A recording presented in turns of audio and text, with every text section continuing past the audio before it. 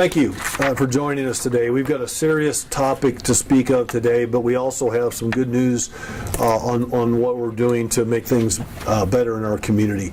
It's no surprise to anybody that we have an opioid crisis in this country. New Mexico is not immune from that, nor is Albuquerque.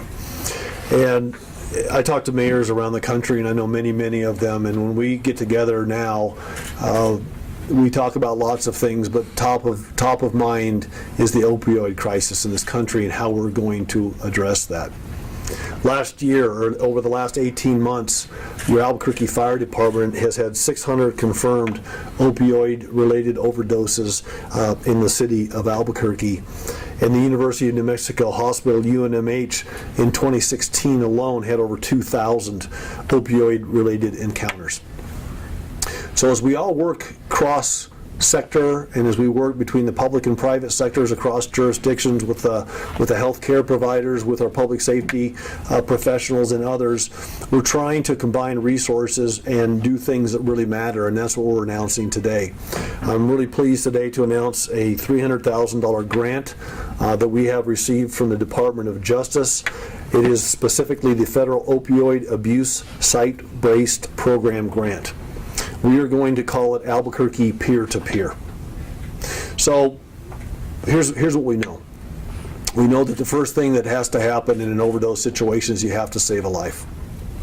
But we know that if we let people that have had an overdose situation just walk out of the hospital with no support system, nothing other than maybe some Narcan in their pocket, things are not going to get better the way we want them to get better. We also know through past studies and other projects around the country that peer-to-peer encounters really do make a difference, especially with people who have been able to struggle through and recover from opioid addictions. You can recover. I just had a meeting in New Orleans with mayors from across the country. You can recover from opioid addiction. It is not an easy road and it is not a fast road, but it's much more difficult if you don't have someone there to walk you through it. And if you have someone who's been through it before, a peer-to-peer relationship, it makes a significant difference. So I'm going to thank a few people, and then I'm going to let the experts tell you a little bit about what we're doing, but I want to say thank you to the federal government, to the administration, for the DOJ, for the people that make this grant available. This is going to be a grant that you'll see in cities across the country, and we're very fortunate to get this in the city of Albuquerque. I want to thank the professionals who are here, who are helping us build a programmatic approach to take these dollars and make a real difference in people's lives with this Albuquerque peer-to-peer project. I want to thank Jennifer Vosberg from the Executive Director of Emergency Services at UNMH, our Bernalillo County Community Health Council, Marcia McMurray Avila, and Katrina Holtram. I don't see Katrina here today. APD, Chief Eden and his whole group there. Detective Matt Tinney is going to speak to us today. I want to thank Gil Santisteban and everybody from AFD. Gil's our interim fire chief. And then from Family and Community Services, our director, Doug Chaplin, and then Ellen Braden, who's our Community Service Division Manager. Let me turn it over to the professionals to walk you through what we're doing here. But I want to thank everybody for making us part of this and making a difference and changing lives in Albuquerque. Thank you, Mayor. Good afternoon. Albuquerque and as the Mayor mentioned, the state of New Mexico have been faced with what President Donald Trump has recently declared a public health emergency. The federal DOJ grant is yet another step in our community to combat the opioid crisis and save lives at the point where someone has experienced an overdose. Today, it is typical that overdose survivors are medically stabilized and then discharged, all too often without any direct assistance referrals into treatment or recovery support services. The Albuquerque peer-to-peer project seeks to reverse this trend by placing peer engagement specialists in emergency departments to coach overdose survivors into treatment and follow-up services prior to their discharge.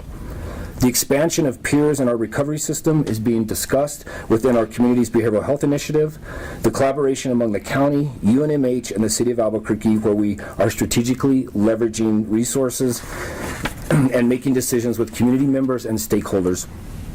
This grant allows us to more closely engage with and follow up at-risk users on a case-by-case basis to better take care of people experiencing non-fatal overdose, yet at the same time help curb some of our emergency responder and healthcare costs. The peers will be employees of UNMH and are individuals who have experienced addiction and recovery and have received training in peer-to-peer support. Our peer-to-peer project is modeled after an evidence-based program called Project Engage, where peers engage with individuals at bedside at the hospital or emergency department immediately following an overdose reversal. In addition to our collaboration with UNMH, we will also work with APD Coast and to now connect family members and survivors of non-fatal overdose with treatment and information, and eventually listings of community-based engagement specialists as we engage more peers in our recovery system. And an additional partner is the nonprofit Bernalillo County Health Council. Through its Opioid Accountability Initiative, the council is a partner with the state of New Mexico in the award of SAMHSA-funded grant to prevent prescription drug opioid overdose-related deaths, with a focus to increase the distribution of naloxone to high-risk individuals, their family members, and first responders. And other partners include our community-based service providers such as New Mexico Solutions and St. Martin's, who provide a critical link for our peer-led referrals into treatment. Together, through this effort, the City of Albuquerque and its partners will leverage its resources and coordinate efforts to reduce and prevent opioid overdose, linkages into opioid addiction treatment and support services, and effectively utilize peers to navigate early interventions regarding drug use, mental health, or case management needs. Again, I thank our partners for making Albuquerque peer-to-peer project possible, and ask Detective Matt Teeney, the lead detective for the Crisis Intervention Unit, to now join me to discuss the impact that this project can have on our community. Thank you. Thank you. I think this is an amazing opportunity. One of the things that's very unique about our police department is we really promote inclusive collaboration. And this is a great way that we're looking beyond the traditional scope of criminal justice. You know, we see this in law enforcement side, we see the epidemic, we see the tragedies in the lives. And having any additional resources goes a long way. And we're able to look at this and look at all the community collaboration we've done and look at how it's actually going into this project. And one of the most unique things that I was actually talking about is that this would be one of the first peer-to-peer programs. So how awesome is that and unique is that we actually have people that have experienced substance use problems that have come out of it and are here to actually help us as a community grow and get better. It's just amazing, and it's a great opportunity to be in law enforcement here and be part of this big project on it. Thanks, so thank you guys. Appreciate all you're doing. Thank you. And the Crisis Intervention Unit at APD is full of some real special people, and they do great work. So, Detective, thank you so much. I want to bring Jennifer Vosberg up, who's the Executive Director of Emergency Services at UNMH, because we've got... I think I'm Jennifer. I think you're Jennifer? Jennifer went with a no-shave November? Is that what? Please come on up. I apologize. That's right, no for not problem. having introduce yourself, since I was not able to do that. I apologize. No problem. Cameron Crandall. Good afternoon. My name is Cameron Crandall. I'm an emergency physician at University Hospital, and I'm also a faculty member there working with our residents and medical students. You know, when I first heard that there were more deaths from overdoses in New Mexico, I really didn't believe it. I mean, for years we knew that motor vehicle crashes were the leading cause of death. So I went and I looked at the data, and my boss, Dr. Ross, said, you know, you need to look at this. This is an oncoming problem. So I looked at the data, and I was really surprised to see that, in fact, it was true. Over the past decade, we have had more deaths from drug overdoses, and in particular heroin and prescription drug overdoses, than we've had from motor vehicle crashes. And so I think that it's really important that we really thought we've done well with motor vehicle crashes. We have to do the same thing for our drug overdose deaths. Sadly, this is actually the leading cause of death for young adults and young middle-aged adults. So something that people in their prime of life are facing. So as an emergency physician, I frequently see patients come to the emergency department. Some of them have been rescued with naloxone after an overdose, but a lot of other patients have come in seeking help for their addiction, for withdrawal syndromes, or maybe they have an infection related to injection drug use. So there's a lot of opportunity in the emergency department to make a difference, and we call this really the teachable moment. It's an opportunity for us to intervene. Unfortunately, we just don't really have a ton ton of resources. And so the project with the City of Albuquerque is really going to help us bridge this significant gap in getting people who may have this opportunity to make a change in their lives, get the support from somebody that's gone through addiction, now in recovery, and really get them into the services that they need. So we're really looking forward to working with the city, working with all the partners to make a big difference in this project and make a difference in the lives of the folks in the greater Albuquerque area. Dr. Crandall, thank you. And let me say, too, how thankful I've been as the mayor of the city when I go down to the emergency room and we have a police officer that's been shot or injured, or a firefighter that's been injured. It's been extraordinary care that I've watched over the years. So we are deeply indebted to UNMH and to the work that we do in the collaboration. So please say thank you to Paul Roth for me. We really appreciate it. So I think I've got now, Gordon was going to talk. We already heard from Matt. Let's hear from Gil Santisteban, who's our interim fire chief, and talk a little bit about what our firefighters are facing out there every day. Thank you, Mayor. As the mayor indicated, the Albuquerque Fire Department responds to many hundreds of opioid crises annually, and unfortunately that number is just increasing. We are firmly in support of this program simply because of there is a considerable percentage of the patients that we see that are repeat patients. So we feel that this type of peer-to-peer intervention will be helpful and be a boon to the city of Albuquerque. Thank you very much. We're also, you've seen our I-Team work where we are plotting crime statistics around the city of Albuquerque. I've also asked my I-Team to start overlaying these opioid incidents in our city so that we can start tracking them and do kind of an analysis of where they're occurring most often, where our firefighters are going, so that we can then also, on top of this work today, put some additional resources in some of these areas that we think would make a difference.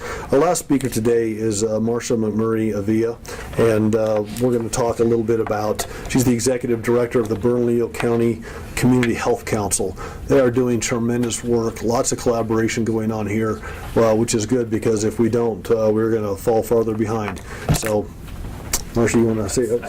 So you're Marcia. I'm Marcia today. Man. Okay, so let me. I'm batting zero on that one today.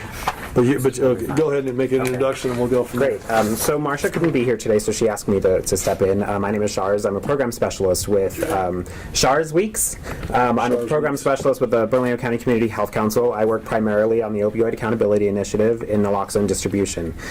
So the Opioid Initiative has been around since 2012 when the county commissioner asked us to essentially do something about the opioid crisis. So we're really excited about this Albuquerque peer-to-peer project because over the years we've learned some things about, creating a really cooperative and multi-sectoral approach to addressing substance use disorder and specifically opioid use disorder in our community. So one of the things we've learned is that there is a gap in connection to services at the hospital level when a patient presents with an opioid overdose. Another thing that we've learned is that peers, to echo what most people are saying, peers are in a really good position, a prime position to help people get connected to services. There's a thing that can be said about the empathy and camaraderie that really helps people connect to those services with the peers. And lastly, the Albuquerque peer-to-peer project really connects with other projects that are going on in the community. Currently, the Health Council is starting up a program to distribute naloxone, the opioid overdose rescue antidote medication, to patients who have overdosed and were brought to UNM Hospital. And so this is a really great way for us to combine our efforts and really make a collective impact in addressing this issue. So we're really looking forward to continued collaboration and coordination with the city. I think we have some more beds being, I think Katrina's working on more beds at Matt's as well. So the Matt's facility is also really meaningful. So let me just end with this. We'll take questions. there's a lot of work to do here. There's a lot of work to do, but the good news in Albuquerque is we have this new federal funding. We have partnerships in place. We've got a great hospital and great professionals at UNMH, the city, the county working together. I think we're really on the front edge of some of the best practices on how to combat this. And working together, we're going to make a difference. We're going to save lives. And with this peer-to-peer program, I think it gives us a much better opportunity to take these teachable moments, as Dr. Crandall talked about, and turn those into something where someone can really turn their lives around. So thanks to all of our partners. Thank you to the Trump administration and DOJ and everybody that has these dollars coming our way. We very much appreciate it. Anybody have any questions for these experts? Mayor, Yes. so this $289,000 will cover the cost of these peer-to-peer, I don't know what you call them, consultants? It's a 3-year grant. Yeah. Yeah, you want to have Doug talk about that? You want to I'm talk? just curious, what all does the $289,000 cover? How many of these peer-to-peer consultants or whatever, and what else? Anybody want to speak to that particularly? Go ahead. Yeah, please introduce yourself as well, because So I'm Ellen Braden, I'm the division manager. What this grant covers is it covers the cost of a peer in the emergency department. It also covers the cost of a project coordinator, a part-time project coordinator, to help with all the different kind of siloed opioid task force going on, so that we can have a unified front combating this opioid addiction and overdose problem in the city. And it also covers some resources that we can provide to the coast and other APD divisions to provide to those who've experienced overdose. So a referral list, we're looking at what treatment providers in the community can take opioid persons who have a specific opioid addiction, and also we're looking to expand our list of peer supports. So those are the resources that we will be providing, that they can give out like a resource list. How many peers do you think you start with? I'm sorry? How many peers will you start with? So right now we're starting with 1 peer in the ED, and then we're looking to if we can expand to volunteer peers. So we're looking to expand that. We're starting with 1 peer. so this one peer could talk to multiple patients in any given evening. Correct. So they'll be there on call. And I'm going to imagine that we will have that peer there during times when we have data that shows most overdoses come in. Yeah, I'm getting a nod from the professionals. There are times of day that are busier than others, and then that person will be there. And then I'm hearing that we'll recruit other volunteer peers from the basis point. So this one peer, is it just kind of they talk to them at the hospital, and after they leave the hospital they part ways, or is this one peer going to be responsible for keeping in touch with all of the patients? So I'm sorry, the intention is that they will follow up. So it's not necessarily that they'll just say, well, you should just call this. It's actually going to facilitate a warm handoff. So the intention is scheduling appointments and ensuring that people get to those appointments, and then doing some small amount of follow-up after that once the person has engaged in treatment. So that's our intention. So the peer becomes basically the manager of this program, Yeah. and then Right. recruits from there. Yeah. Yes. Listen, thanks for coming. We appreciate it. Thanks for covering this and getting the word out to our community. And on that last note, let's think about call to volunteerism for this. We do a lot of work in Albuquerque with volunteers, so let's step up together as a community. And if you're someone interested in this and you're watching it on one of your newscasts tonight or reading about it in the paper, give us a call. You can call my office at 768-3000, and we will get you connected if you'd like to be part of this effort.